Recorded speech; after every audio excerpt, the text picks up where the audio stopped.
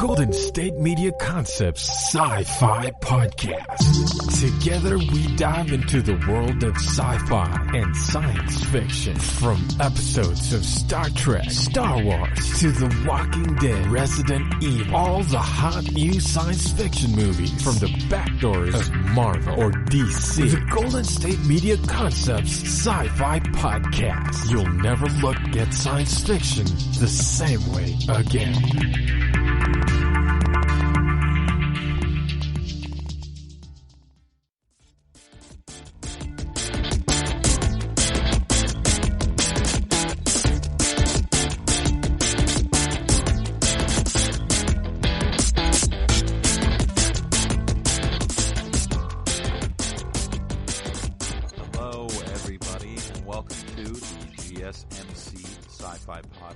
Brought to you by the GSMC Podcast Network.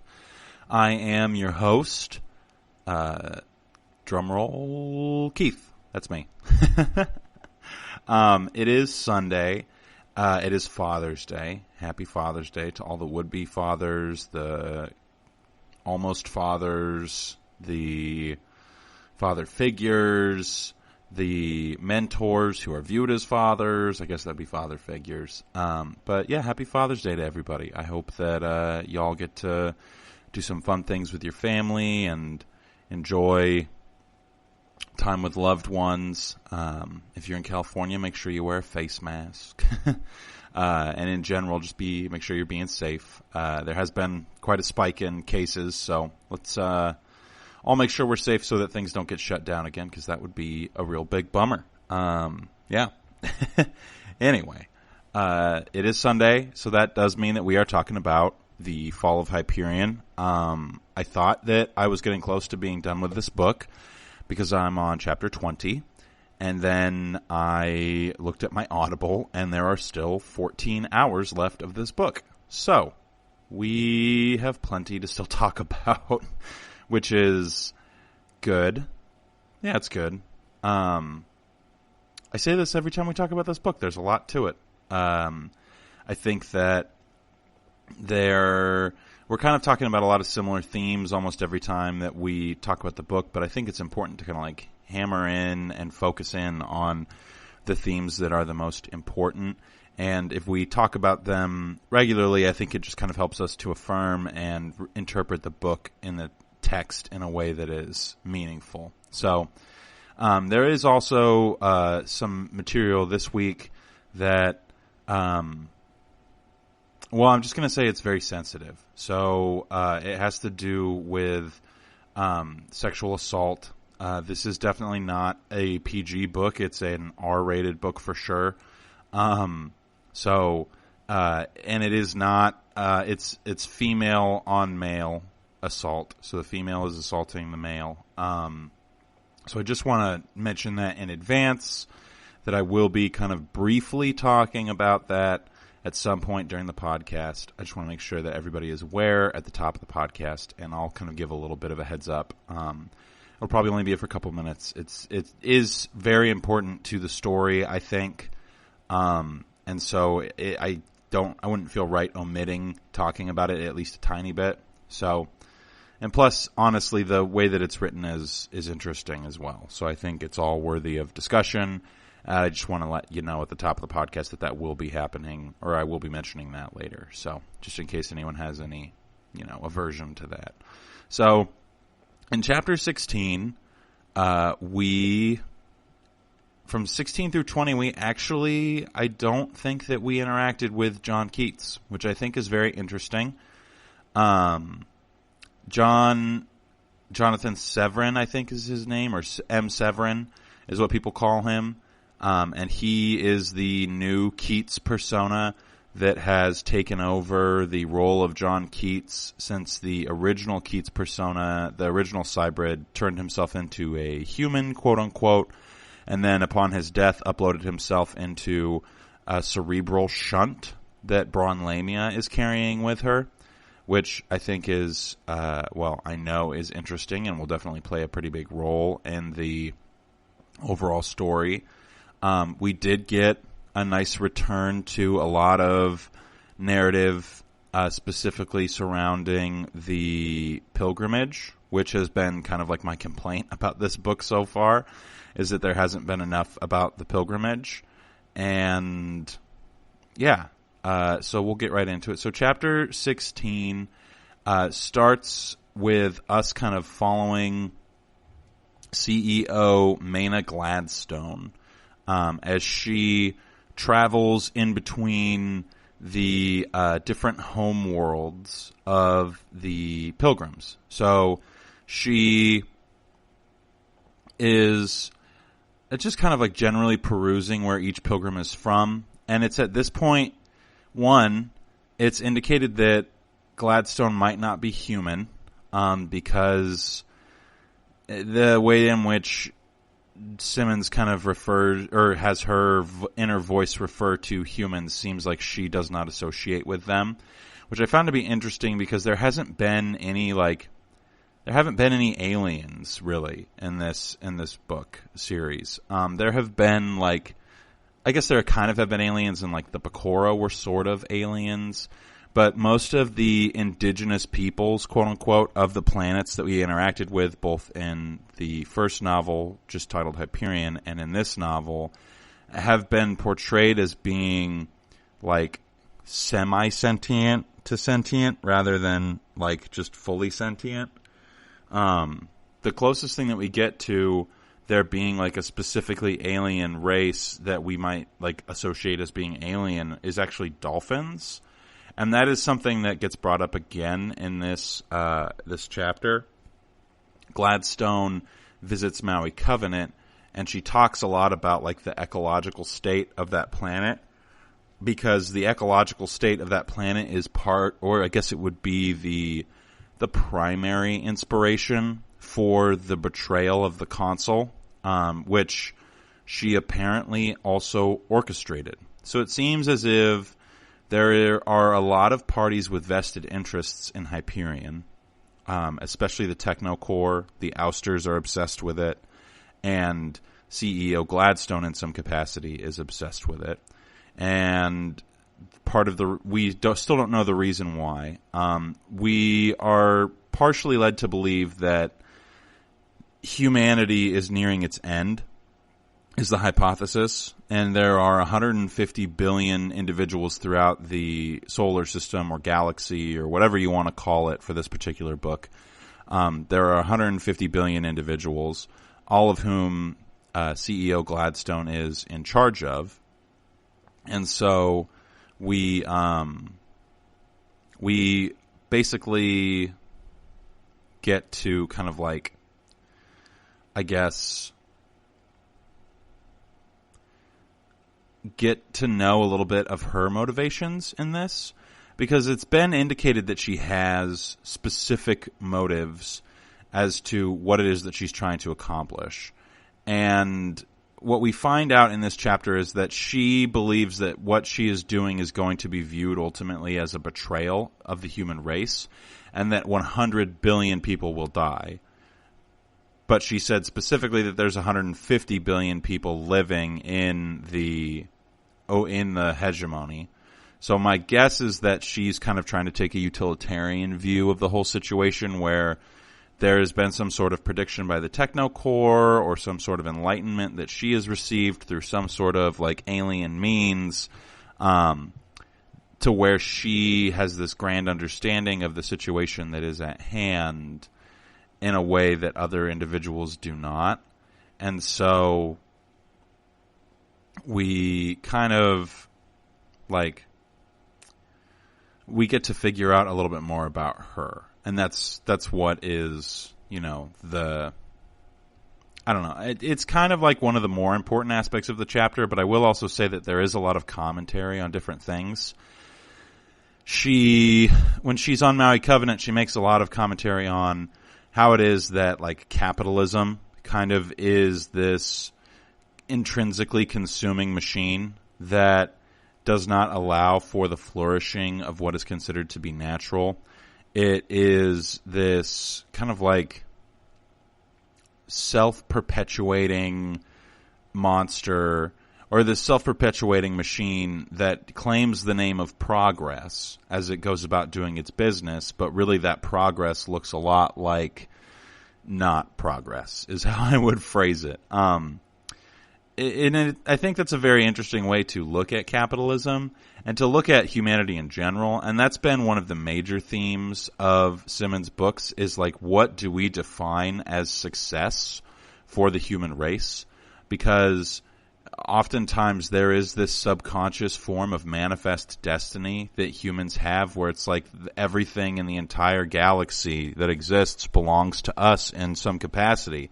It belongs to us in the capacity that we get to either like consume it or take advantage of it, or like, I guess I want to use the word pillage it, conquer it. Like, there is no place that is not capable, or that we cannot, turn into what it is that we want to turn it into, and then we view that as a success. We view that as progress. But ultimately, what I think Simmons is trying to say is that, like, that is not necessarily what our end goal ought to be. Even when Gladstone is visiting other planets, Simmons almost always has her make mention of the ecology of those planets. Like, when she visits Mars, when she visits the New Vatican, when she visits Hebron, all of those worlds, she makes specific mention of aspects of that world that were like intrinsically changed by humanity's actions. Specifically, she talks about the idea of terraforming on a couple of worlds where the atmosphere isn't quite fully terraformed, but it still is like breathable, of course.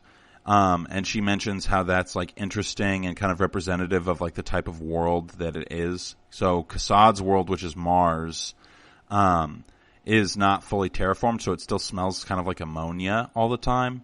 And then Hebron is like terraformed, but it also is not like perfectly terraformed in the way that other planets are. So it's just very interesting. Gladstone also visits the moon, which I find it interesting that the moon, like our moon, is still in the same place that it was before.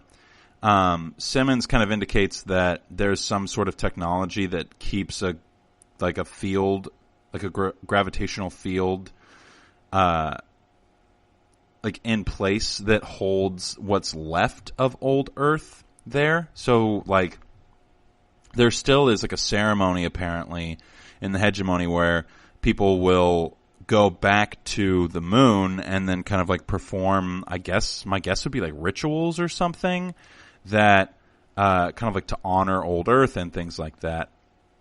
And so I think that part of the reason that she visits that place is because she can't go to Earth because she's trying to visit every pilgrim's homeland.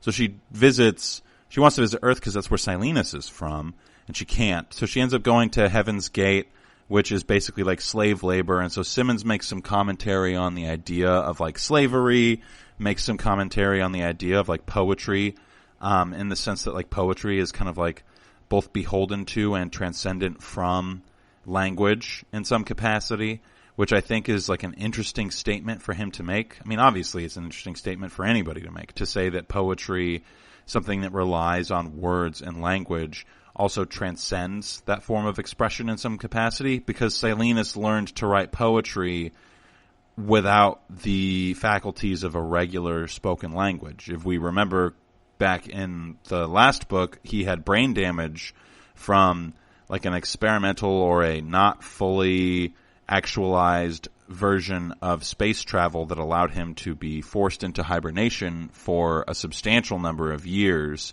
in order to make it so that he could live past the length of time that the accounts of old Earth individuals would be frozen for, according to what his mother had hypothesized.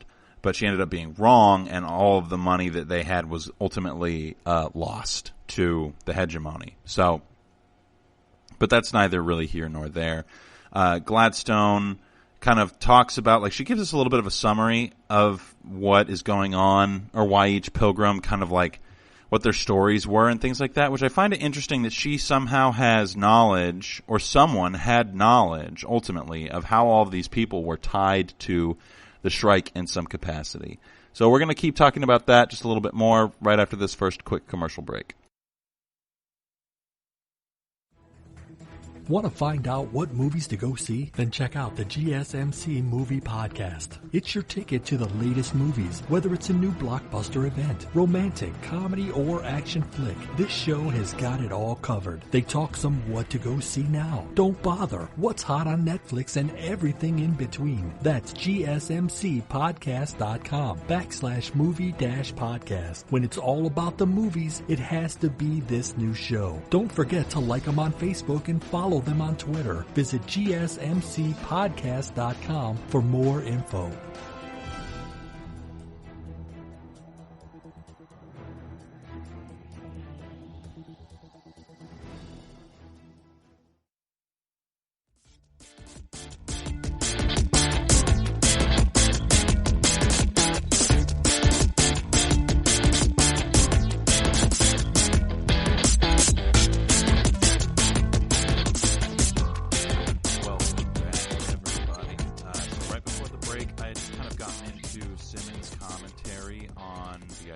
Of capitalism and consumerism.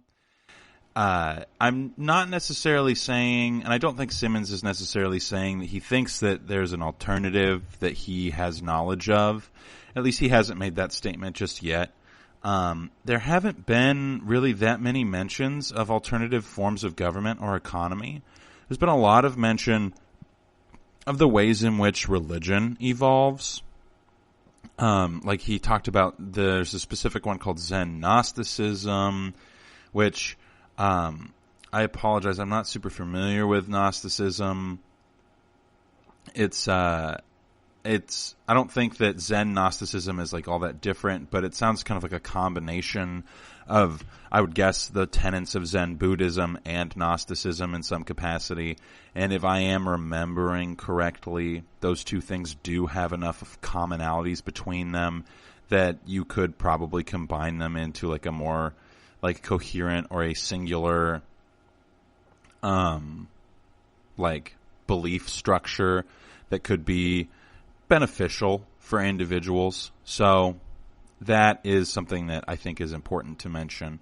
And then Gladstone starts to kind of reveal to us what it is that she's been planning as she goes through all of the different planets and different homeworlds. She goes to Lussus, which is where Bronlamia and the original Keats persona were from, and goes down into the underbelly of that place in order to kind of like, I guess, I don't know. She's just kind of visiting these places. I don't know exactly why. I think it's because she feels, Simmons is trying to portray her as like feeling bad or feeling conflicted about the decisions that she's made. Because even at the end of the chapter, we find out that she could essentially end the war if she wanted to. She could just say, like, this is the thing, like, this is not right. We need to, not be mindlessly doing this. We need to do something else. And she could end the war. And she feels that that is the truth. But also she knows that Hyperion is an unpredictable factor within all of the predictions that are available to her.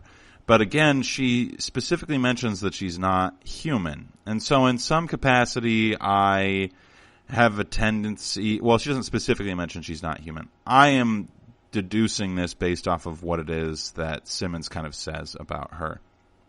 And so it seems as if she's like sticking to her decisions, and then at the end of the chapter, she receives information that she wasn't expecting. That the ousters have decided to attack multiple places within the hegemony, and they're not just attacking Hyperion anymore. Their warships have breached hegemony space elsewhere.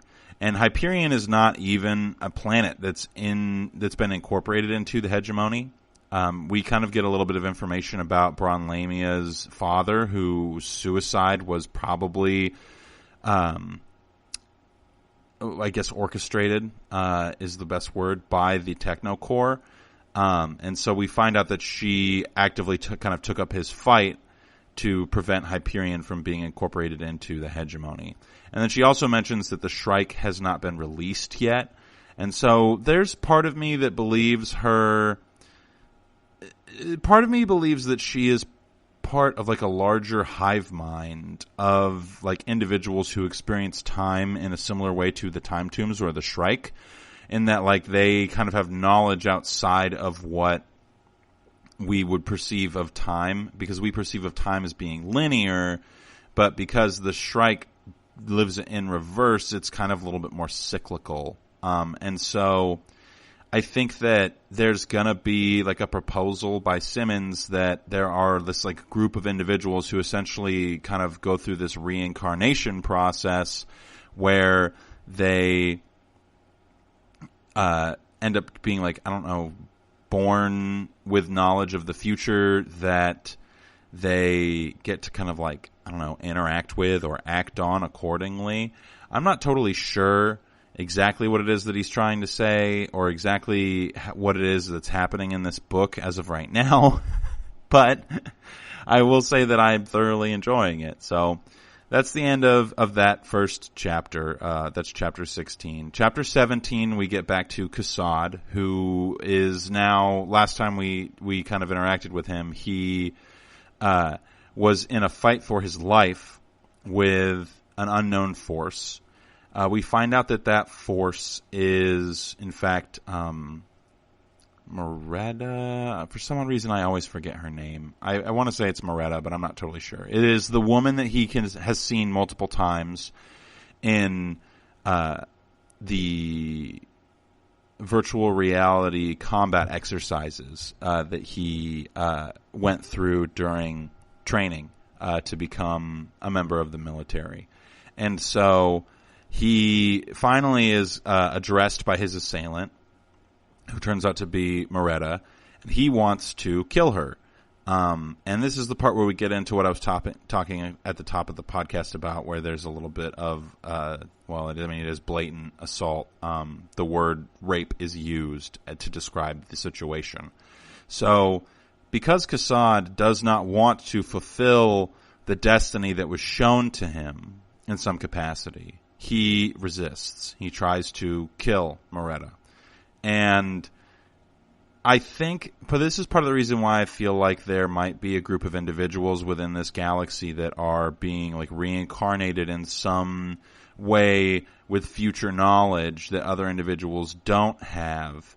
And I think that Rachel Weintraub is going to have entered into this like cycle of reincarnation in some capacity. And part of the reason I say that is because there's a theme of what seems to be like immortality, the curse of immortality, with the cruciforms that were in the very first chapter of Hyperion, the original novel, and that has been a theme that's consistent throughout this novel. So as I'm kind of like reading it, I'm just kind of guessing that it's going to continue to pop up in other places. So the Shrike priests told Saul Weintraub, which so funny that his name is Saul, because Saul turns into Paul in the Bible, and then King Saul is also a thing. So just interesting the parallels and allusions that are being made throughout this novel are really good. And really effective at portraying what it is that Simmons is trying to capture. But regardless, because she kind of indicates to Kasad in their initial interaction, how have you known me? Because I only know that you are here for one singular purpose, and it is a purpose that is destined to you. I think that there is the deep-rooted sense of fatalism in this novel. I think that there is kind of like this constant presence of things that people would have a desire to change the outcome of, that they don't know if or that they may not actually have the power to change the outcome of. And I think that part of that is this like inevitability of reincarnation, or the inevitability of the end of the human race, the inevitability of unpredictability in some capacity. And so we have this interaction with Cassad and Moretta where she tells him, like, I knew that you were going to be here. The Shrike told me. I am the Shrike's keeper, but I'm not in charge of it. It's kind of, I don't exactly know how she's associated with the Shrike, other than kind of like probably like an oracle of sorts would be my guess as to the best way to describe her, which would fit with kind of like her purpose. It would also fit with the idea of Greek fatalism, because oracles are like they're decidedly things that are very important in Greek mythology. And because Cassad is kind of like a war hero, he also seems to kind of represent a lot of the tropes that would be present in an illusion about Greek mythology. So it seems to all kind of like fit in my opinion. And so Cassad and her interact. They continue to battle because he tries to kill her, and she eventually strips him of his clothes and assaults him. And he comes to realize during the act that he is being assaulted and tries to fight back, but cannot fight back. After all is said and done, he still wants to kill this woman, so he continues to try to do so, but she will not allow him. And then the Shrike actually appears. For the first time in the entire book, we get an actual visual confirmation of the Shrike, which is really exciting. And they step through a portal that is summoned by Moretta. And that is the end of where Cassad is at. And then the next chapter that we get is with the rest of the pilgrims. There's only 3 plus Lamia and Silenus. So Lamia, Silenus, the consul, Hoyt is no longer there, but they have a new member of the party, and that is Father Duray, which when we find out, the way that we find out that he's the one who gets reincarnated over Hoyt is pretty, I guess I would say, I don't know if it's like funny, it's just very casual. So what we find out is that the Pecora forced Hoyt to take on the cruciform of Lenar, of Duray. So the Pecora forcibly put Duray's cruciform on Hoyt. So when Hoyt wishes for death, it's not that he gets death. It's that when the reincarnation happens for the first time after he dies, it is Father Duray who gets reincarnated. And he is quite a magnanimous character. Bron Lamia describes him as being like this like powerful presence within the group, and also the way that he's written matches that. He definitely demands attention just in the way that the role that he has, which I think is very, very interesting. He represents something very alien in that he has this experience of like 1,000 deaths.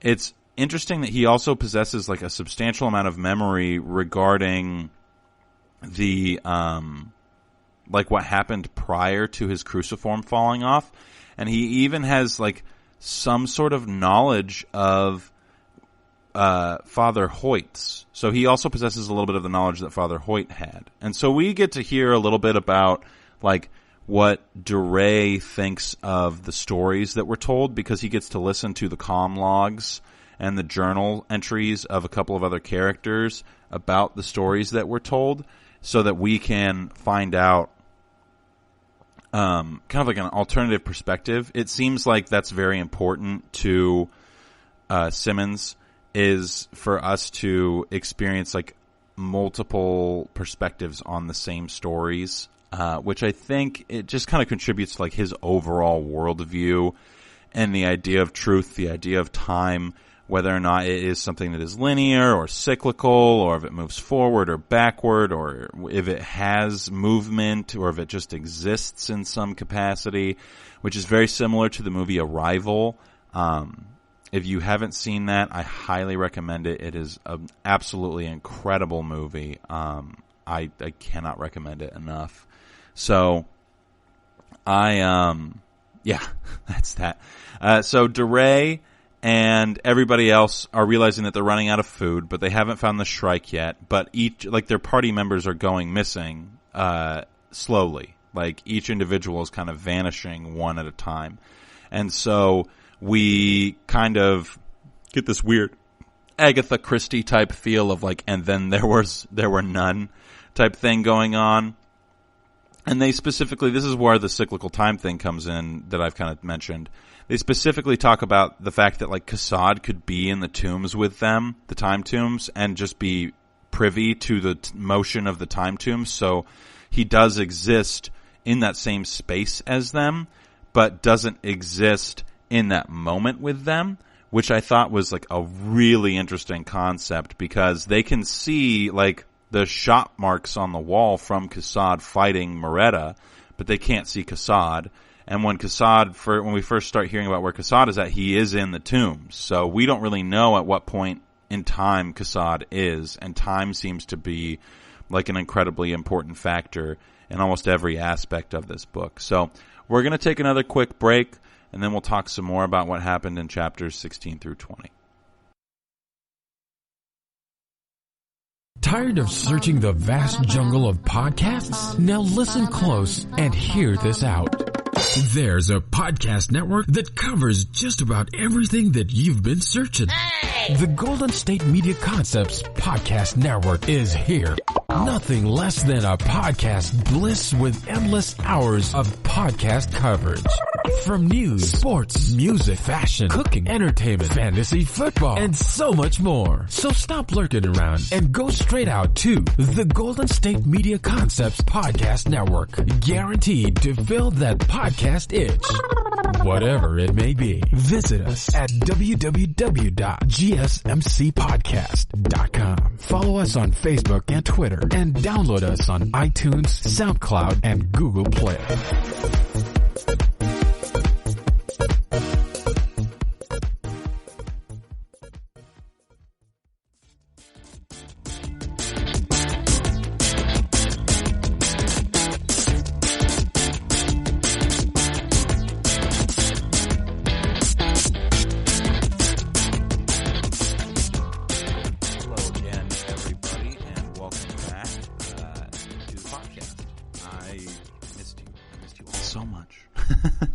Right before the break, we kind of finished talking about where we were at with the story of Kassad.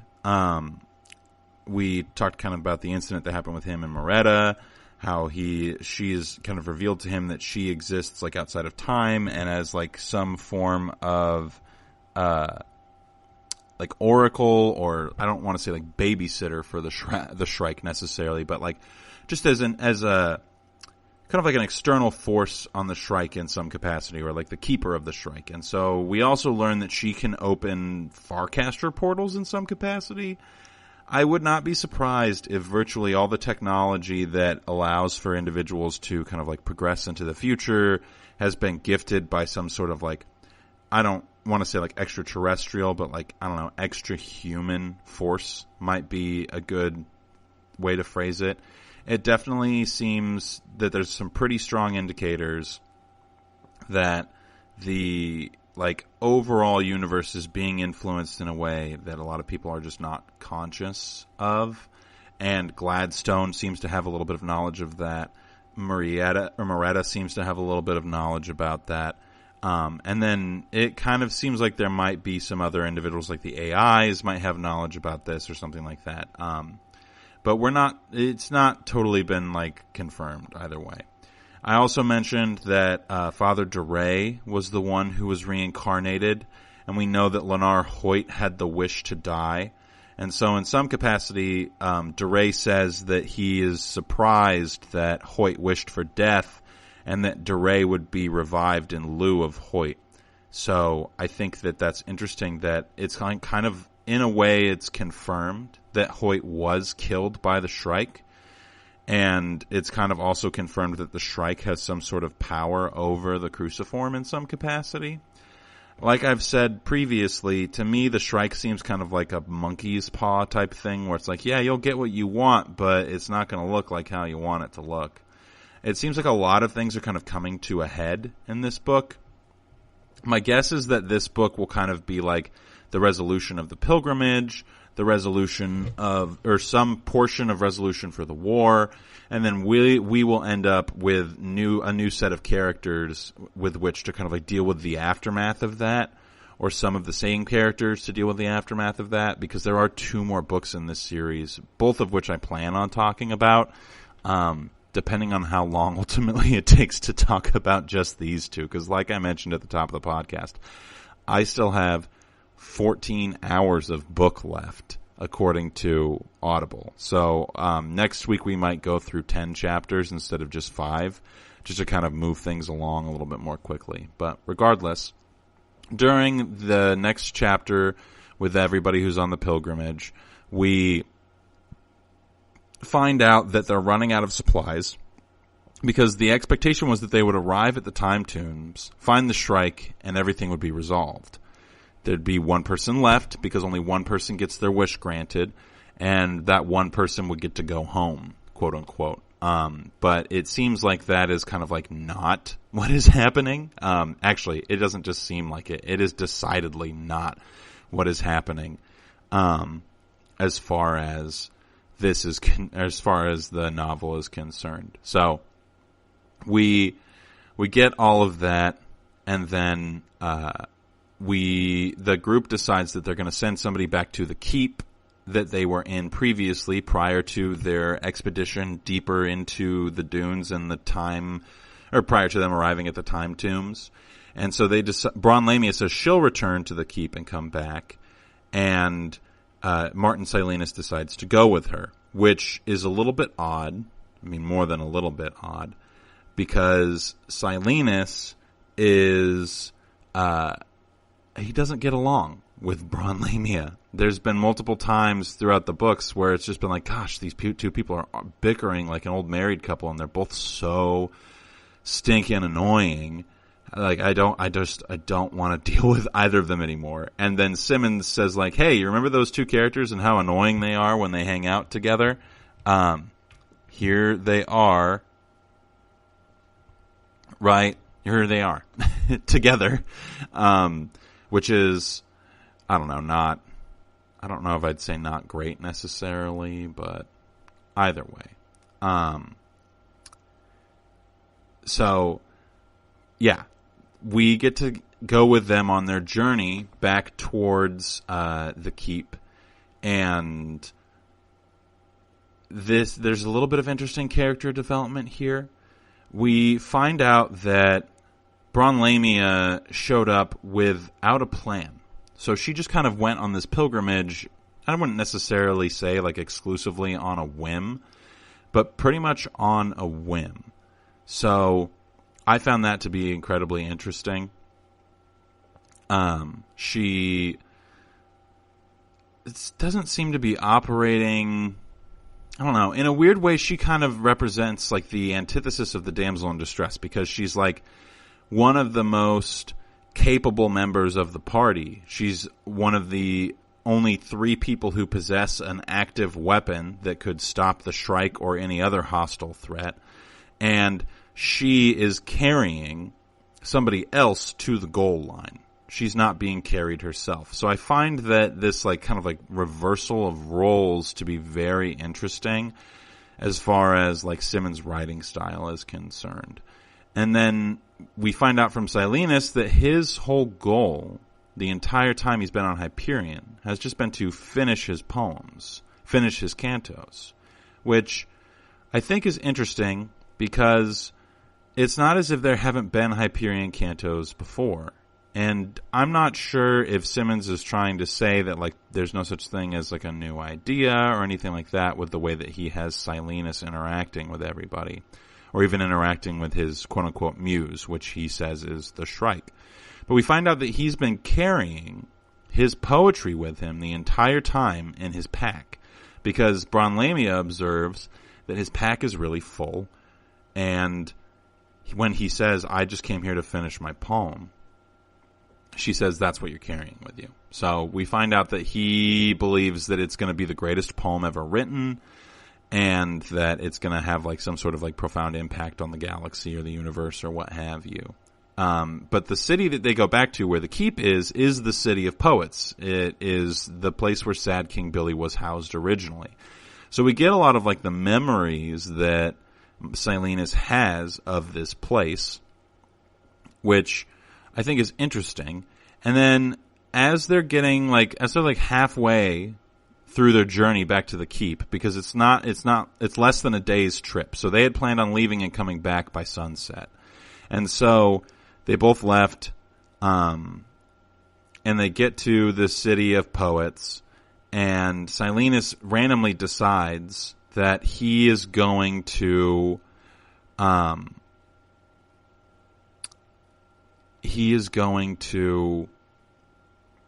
stay in the city of poets and go visit a couple places that he thinks would be like a more close and like a better source for water and food, because that's what they've gone back for. And he explicitly mentions that he doesn't know why it is that he's doing what he is doing. And this kind of goes or speaks to this idea that I kind of have of like fatalism, but it's a different kind of like fatalism than what we would normally be used to, because fatalism in like Greek mythology is kind of classically represented as like, I don't know, it is kind of represented in this similar fashion, but I think Simmons is getting at the core of like what it could potentially mean a little bit better than a lot of the Greek authors do. Because like from what I can gather, Simmons is portraying fatalism as a force of nature and not simply as a thing in the universe. Like in Greek mythology, it's not that it isn't portrayed that way by any means, because there is kind of like this idea that especially in like things like Oedipus Rex, like he does everything that he can to avoid ending up being with his mother, but he can't avoid it because in his actions to avoid it, he ends up fulfilling it. And the same thing with the king, who is, killed in that play, the original king, the original husband of Oedipus's mother. He is actively trying to avoid his own fate that he has received from an oracle. And this is another interesting thing where it's kind of like this is like a parallel between these two things. The only reason that their fate comes true is because these individuals have knowledge of it. So even in the fact that it would happen, it wouldn't have happened if there had been no knowledge of it, is kind of the like, I guess like a subtle undertone maybe would be the best way to phrase it. It seems like that is like kind of what is being indicated in a lot of these like antiquitous Greek tragedies, is that the act of seeking out knowledge of your fate assures it. And so these individuals who have gone to Hyperion may have seen one of their potential fates, but they haven't seen their fate. They've seen one potential fate. And in going to Hyperion, they are confirming that fate. And I think that is kind of what Simmons is getting at, is there's this profound sense of like confirmation bias that happens within our own psychology outside of the world. But there is also this profound sense of confirmation bias within actions in the world on us in some capacity, which is just a really interesting thing to think about, because it kind of makes it like, well, the world kind of operates as one giant mind, right? And I think that like if you're looking at one giant mind, then now you're going to start thinking about like God in some capacity, because God kind of represents that unifying absolute existence or absolute being of a collective of some sort. And we find out when Lamia and Silenus leave, we get a little bit of character development between gosh darn it, not Father Hoyt, but DeRay. We get a little bit of a character development between DeRay, the consul, and Weintraub.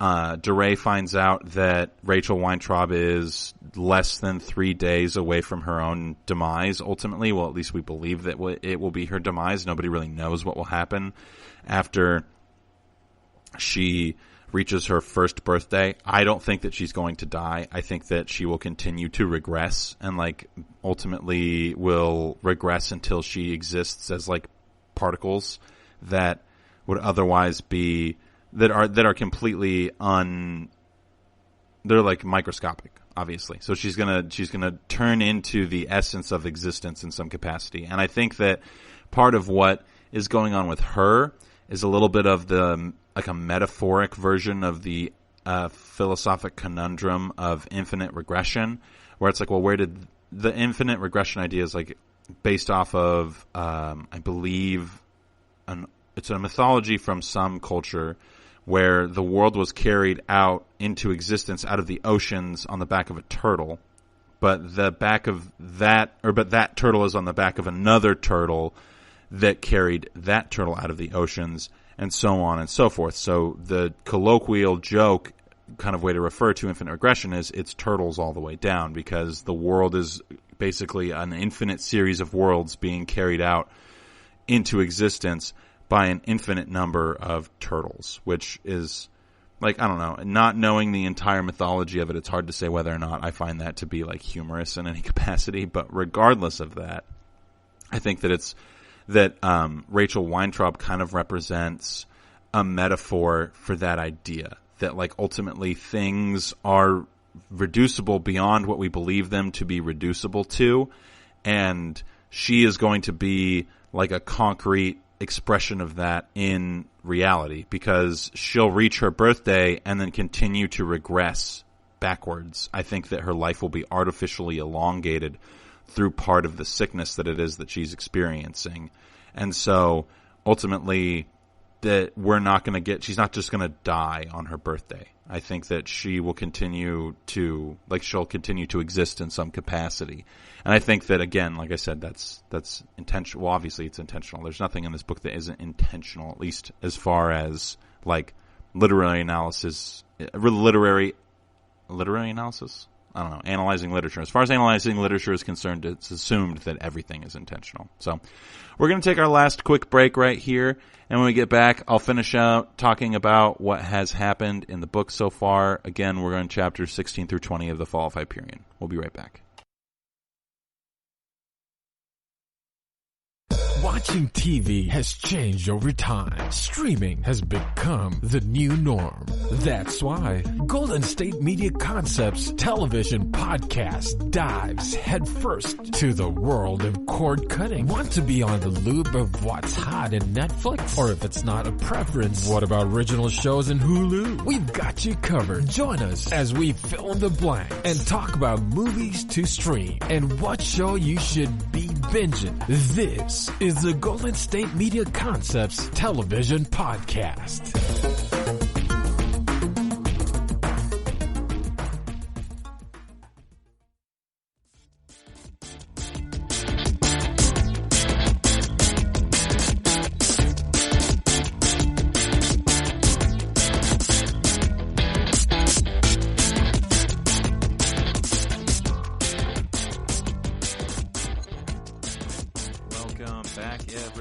Thanks for sticking around until the last segment of the podcast. So right before the break, I had kind of given some of my predictions as to what I thought would happen with Rachel Weintraub when she reaches the quote-unquote end of her life, her first birthday. I think that Simmons is going to kind of make some interesting statements there. And then I was kind of talking about this concept of maybe the general idea of reincarnation in some capacity, and the idea that individuals are endowed with knowledge beyond their understanding when they're born, or beyond their understanding, when they're born, just because like they are experiencing time in a different way than a normal person would, and that Simmons is going to propose that is something that happens within the universe because of the way that he's mentioned like Buddhism and Zen Gnosticism so many times. And there is like, I'd say there's probably two primary commentaries that are happening within Hyperion as of right now. That is like, what is the nature of mankind as a species, and what is the nature of religion? The technocore have long been trying to, like, reach a specific point. I can't remember what it's called, but it's basically this point in development and evolution where they surpass their creators in their ability to exist in the world. And I had mentioned, I think it was in the last podcast when we were talking about chapters 11 through 15, that there's this the way that gods are created by individuals is that God exists in an oppositional capacity to the way that the thing that created it exists. So God exists as some form of absolute being to human beings, and the only way that we can comprehend absolute being is like data in some capacity. Because data just simply is. It's a collection of things that we perceive as being real that exist in some capacity. And so that's why, like, the AI might become some form of God in opposition to us. And so when they go to create their God will need to be concrete because it will exist in opposition to them, thus continuing this pattern of a Hegelian dichotomy between like two existent forces in the universe. And the goals of the Technocore are brought up again in this chapter. In these chapters. They're brought up pretty much like, I don't know, like once every 5 chapters. They mention like, oh, they're trying to reach this tipping point. They're trying to evolve to the next step. They're trying to like accomplish or do this specific thing in a meaningful way that allows them to surpass their creators because they experience bitterness towards their creators. The same way that like Weintraub experiences a substantial amount of bitterness towards his perceived creator, that being God. So like he's mentioned multiple times, like, his whole chapter is kind of very Kierkegaardian, of like the Fear and Trembling book that Kierkegaard wrote about Abraham having to take his son up to the mountain to sacrifice him is mentioned several times. And even in this book, it's mentioned that like the Old Testament God would request that, but the New Testament God is saying that now we're beyond that. And something that is proposed by Father DeRay in his papers is that God is not a perfect being. God is a being that learns alongside humans in some capacity, which I think of as being like an incredibly interesting concept that I don't necessarily agree with, because why would we worship something that isn't perfect? That doesn't seem good enough for me. And then there's hypotheses of like, well, God is sufficiently perfect. And that seems to be kind of what Simmons is saying. Like, God might not be perfect, but he is sufficiently perfect for the purposes of being worshipped. And that's probably part of what DeRay's overall hypothesis is that like God may not be absolutely perfect, but he's sufficiently perfect for our worship of it or him, and therefore it deserves our reverence. And I think that the Shrike might serve a similar capacity to the Technocore, and in some ways the Ousters. But we're yet to see what the Shrike represents to different cultures outside, or as a whole. We kind of have really only seen what the Shrike represents to each individual who's on the pilgrimage. And speaking of the pilgrimage, the last chapter, chapter 20, ends where we find out that Braun Lamia and Martin Silenus have not returned from their journey at the time at which they said they would, which of course worries the consul, Weintraub, and Father DeRay, Lenar Hoyt. Yeah, and DeRay. Sorry. So I keep on almost getting them mixed up. So that, of course, worries them. So they're kind of like looking around and like trying to figure out where everybody is. And right before that, the last chapter, there's this interesting exchange between Lamia and Silenus, who have been at each other's throats the entire book. They kind of have this exchange where Braun Lamia finally understands Silenus a little bit and gains a substantial amount of pity for him. But Silenus is kind of asking for this pity in some capacity, at least in my opinion, because the way that he behaves is basically to say, like, look, I'm not going to go with you because I'm old and feeble and I won't be able to keep up with you and I'll slow you down and I can't even carry anything. So, of course, Bron Lamia is like, oh, this poor sad old man. But, like, that's not what Silenus' goal was. His goal was ultimately to just, like, I don't know, I think he wants to be found by the Shrike. I think that he believes that when he's found by the Shrike, he'll get to finish his poem and be the one who gets to live. He specifically mentions that his plan was to come to Hyperion so that he could finish the greatest poem ever written, according to him, and then go home. And when he asks Bron Lamia, what was your plan? She said, there was no plan. I have no plan.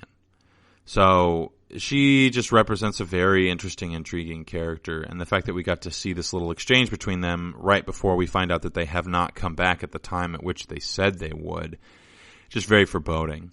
And so we kind of flash back to the group of the three men who are still remaining in the time tombs, and they are thinking, or they decide to not sleep underneath the Sphinx that evening, but then upon realizing that Weintraub won't leave the Sphinx, they decide that ultimately they're going to stay there. But while they're kind of keeping watch to see if Lamia and Silenus are going to return, they see a figure walking in the dunes. And so they approach this figure, and it is Head Mastine, which honestly made me so excited. Oh, I really want to hear another story of why someone is on the pilgrimage. And what's kind of funny, I think the pilgrimage in some capacity mirrors the overall conflict of the novel, because Head Mastine is the only unknown factor that we have in the pilgrimage. Supposedly, and this is something that DeRay has expressed a sentiment of, there is a common thread amongst all of the stories of the pilgrims that connects them together that will tell them why it is that they're on this journey. Well, we are missing one of the threads in the same way that the Technocore is missing one of their threads in their ability to predict how the war is going to go. Because according to them, Hyperion represents that unknown factor. And so there is a lot of mystery surrounding this. And the same thing goes for us in understanding the pilgrimage. There's a lot of mystery surrounding it because we're missing a thread. And here comes Head Mastine towards the end of the pilgrimage, in the same way that Hyperion is representing the end of the conflict, the end of a lot of things for a lot of the main players in the overall, like, meta-narrative of the book. So Head Mastine is returned, which I'm really hopeful that we get to hear a story. I hope that it's told in a similar fashion to how the other stories were told. I really do believe that there is a common thread amongst everything, or all of the stories of the pilgrims. And I think that Head Mastine might be able to reveal some of that to us. The Templar world and the Templars themselves are kind of shrouded in mystery. Their motives are generally unknown, and so it makes sense that Mastine would still, be the way that he is. And Gladstone knows that he's gone missing, but also knows that he left the thing that he brought with him to kill the Shrike. He left it with the party. So he left it with the other pilgrims. So obviously there was I don't know, I don't want to say miracle, but in some capacity he actively chose to leave, would be my guess. I also wouldn't be surprised if he was taken to the time tombs and then, somehow something in reverse happened to him where he went from having been killed by the Shrike to being alive again so that he could tell the other explicitly for the purpose of being able to tell the other pilgrims why it is that he is on this pilgrimage. So I'm really looking forward to that personally. I feel like these 5 chapters 16 through 20, 16, 17, 18, 19, 20, yeah, it's 5 chapters. It feels weird to say an interval of 4 numbers, but when you're counting, yeah, anyway, you get what I'm saying. You understand me. You're a good audience. But regardless, I'm just really interested to see where all of this is going to go and how Simmons is going to handle it. What is he going to do to tie everything together? And these chapters kind of feel like we're finally getting into the meat and potatoes of this book, because like a lot of these other chapters have felt like just a ton of setting the stage for things that should or might happen, and not a lot of things that are happening. And as much as I do enjoy that in some capacity, I really want something to happen or like to get some new information. It feels like there's just a lot of repetition, kind of going around of like, okay, well, the Technocore is trying to do this thing in secret, and they've been pulling the strings behind the scenes, and we get it. We're slowly unraveling the tapestry that has been woven by them in deceit and malcontempt.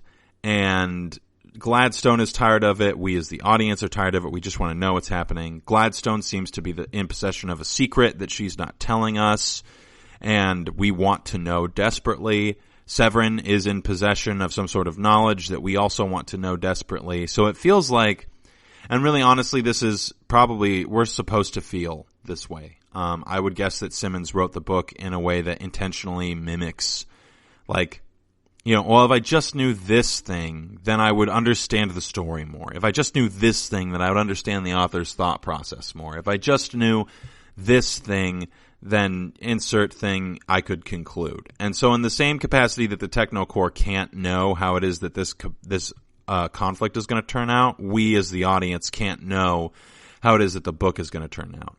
Because if Simmons wanted us to know, then it would be a statement about the idea of knowledge, and he would just tell us and then write the book. And I think that it would still be an excellent book. But I think that part of his goal is to obfuscate the overall point of the things that it is that he is trying to say. So that's all I've got for you guys this week. That was chapters 16 through 20. If you haven't started reading Hyperion yet, I can't recommend it highly enough. I did podcasts on the entire first book. I'm going to be doing podcasts on the second book. Lord willing, I'll be doing podcasts on the third and fourth books as well. I usually put them out every Sunday. Even if you're not reading the books, I'm still going to continue to be pretty thorough with my description. I do omit some things because I want people who are reading the books or who are interested in reading the books to feel like they would still get something out of it if they were to go read it. So it is on Audible. It is a very long book. So yeah. Happy Father's Day, everybody. Today is Father's Day. Make sure to give us a like, follow, subscribe, all that good stuff. Reviews are great, especially if you mention me by name specifically, then like I'll actually get to see them. So if you have something to say to me specifically, definitely hit it up in the reviews or the comments on Twitter or at us on Twitter. That would be great. So thanks again for listening, everybody. Stay safe out there. I say this every podcast episode, so I hope you're actually listening. Thanks again for joining me. Have a great night or morning or day or whatever time it is. You've been listening to the Golden State Media Concepts Sci-Fi Podcast, part of the Golden State Media Concepts Podcast Network. You can find this show and others like it at www.gsmcpodcast.com. Download our podcast on iTunes, Stitcher, SoundCloud, and Google Play. Just type in GSMC to find all the shows from the Golden State Media Concepts Podcast Network, from movies to music, from sports to entertainment, and even weird news. You can also follow us on Twitter and on Facebook. Thank you, and we hope you have enjoyed today's program.